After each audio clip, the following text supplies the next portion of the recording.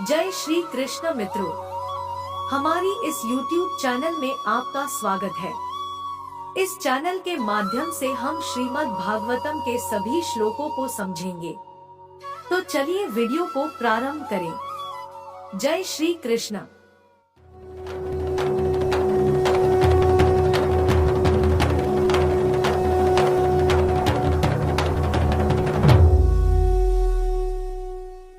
आज हम प्रथम स्कंद के दूसरे पाठ के तीसरे और चौथे श्लोक को समझेंगे। तो इसका तीसरा श्लोक इस प्रकार है।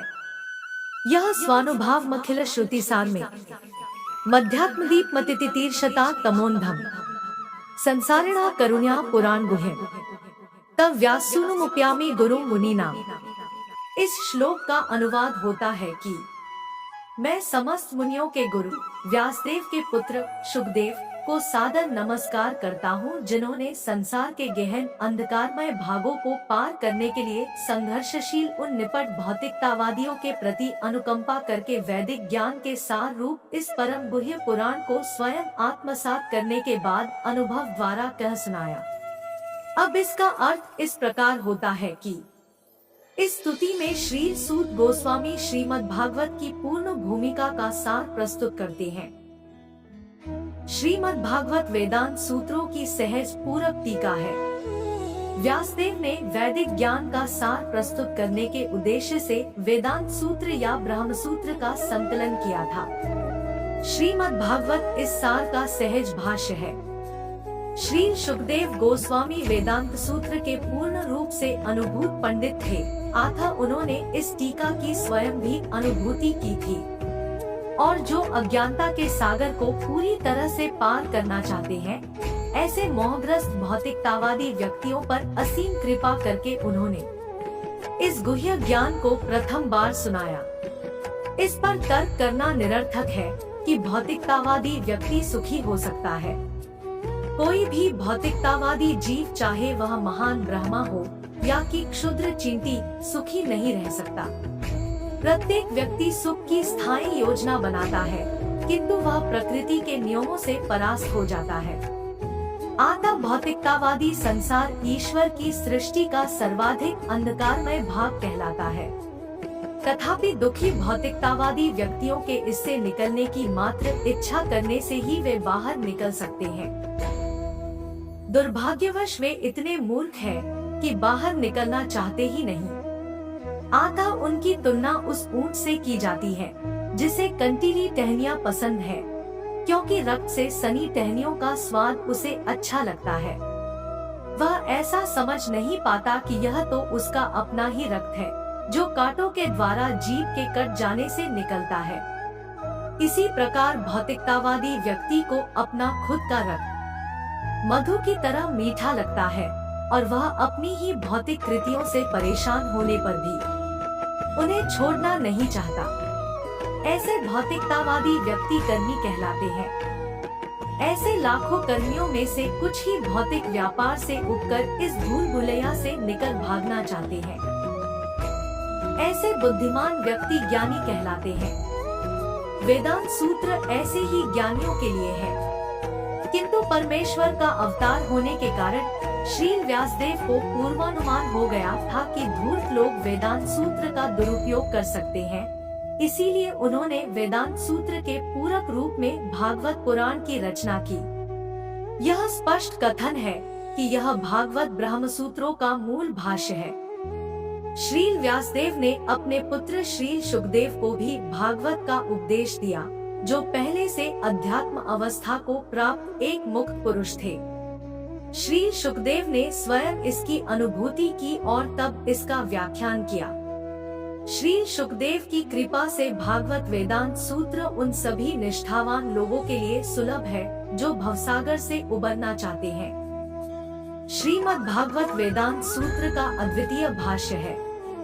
श्रीपाद शंकराचार्य ने जानबूझकर इसे नहीं छुआ, क्योंकि उन्हें ज्ञात था कि इस सहज टीका को मात देना उनके लिए कठिन होगा। उन्होंने शारीरक भाष्य लिखा और उनके तथाकथित अनुयायियों ने भागवत को नवीन कृति कहकर इसका तिरस्कार किया। भागवत के विरुद्ध मायावाद संप्रदाय द्वारा ऐसे प्रचार से किसी को भ्रमित नहीं होना चाहिए। इस प्रास्ताविक श्लोक से नौसिखिए जिज्ञासु को यह जानना चाहिए कि भागवत एकमात्र दिव्य साहित्य है जो परमहंसों तथा ईर्ष्याद्वेष रूपी भौतिक रोग से मुक्त व्यक्तियों के लिए है। मायावादी भगवान के प्रति ईर्ष्यालु होते हैं। यद्यपि श्रीपाद शंकराचार्य ने भगवान नारायण को सृष्टि से परे बताया है, ये ईर्ष्यालु मायावादी भागवत तक नहीं पहुंच पाते, किंतु जो लोग सचमुच इस भवसागर से पार निकलने के इच्छुक हैं, वे भागवत का आश्रय ग्रहण कर सकते हैं, क्योंकि इसका प्रवचन मुक्त पुरुष श्री सुखदेव गोस्वामी ने किया है। ये वो दिव्य प्रकाश पुंज है जिसके द्वारा ब्रह्मा, परमात्मा एवं भगवान के रूप में अनुभूति किए जाने वाले दिव्य परम सत्य को भली भांति देखा जा सकता है। यहाँ पर तीसरे श्लोक का वर्णन संपन्न हुआ। अब हम चौथे श्लोक को समझेंगे, जो इस प्रकार है। नारायणं नमस्कृत्य नरं चैव नरोत्तमं देवी सरस्वती व्यासं ततो जयमुदीरये। इसका अनुवाद होता है कि विजय के साधन स्वरूप इस श्रीमद् भागवत का पाठ करने सुनने के पूर्व मनुष्य को चाहिए कि वह श्री भगवान नारायण को, नरोत्तम नर नारायण ऋषि को, विद्या की देवी माता सरस्वती को तथा ग्रंथकार श्री व्यासदेव को नमस्कार करे। इस अनुवाद का अर्थ होता है कि सारा वैदिक साहित्य तथा सारे पुराण इस भौतिक जगत के गहनतम भागों पर विजय प्राप्त करने के लिए है। जीव अनादि काल से भौतिक इंद्रिय तृप्ति के प्रति आसक्त होने के कारण ईश्वर के साथ अपने संबंध को भूल चुका है। इस भौतिक जगत में उसका जीवन संघर्ष अविरत चलने वाला है और इसके लिए कोई योजना बनाकर जीव का इसमें से निकल पाना संभव नहीं है। यदि वह इस अविरत जीवन संघर्ष पर विजय पाना चाहता है, तो उसे ईश्वर के साथ अपने नित्य संबंध को पुनः स्थापित करना होगा। जो भी इस प्रकार के निवारक उपाय अपनाना चाहता है, उसे वेदों तथा पुराणों जैसे साहित्य का आश्रय लेना होगा। मूर्ख लोगों का कहना है कि पुराणों का वेदों से किसी प्रकार का संबंध नहीं है, किंतु ये पुराण विभिन्न प्रकार के लोगों के लिए वेदों की पूरक व्याख्याएं हैं। सभी मनुष्य एक से नहीं होते। कुछ लोग सतोगुणी होते हैं, कुछ रजोगुणी होते हैं और कुछ तमोगुणी होते हैं। पुराणों को इस प्रकार से विभक्त किया गया है कि किसी भी श्रेणी के लोग उनसे लाभ उठा सकते हैं और धीरे धीरे अपनी खोई हुई स्थिति को पुनः प्राप्त करके कठोर जीवन संघर्ष से बाहर निकल सकते हैं। श्री सूत गोस्वामी पुराणों के पाठ की विधि प्रदर्शित करते हैं। जो लोग वैदिक साहित्य तथा पुराणों के उपदेशक बनना चाहते हैं, वे इस विधि का पालन कर सकते हैं। श्रीमद् भागवत निष्कलंक पुराण है और यह विशेषकर उनके लिए है जो स्थायी रूप से भवबंधन से छूटने के इच्छुक है। यहाँ पे इस चौथे श्लोक का वर्णन संपन्न हुआ।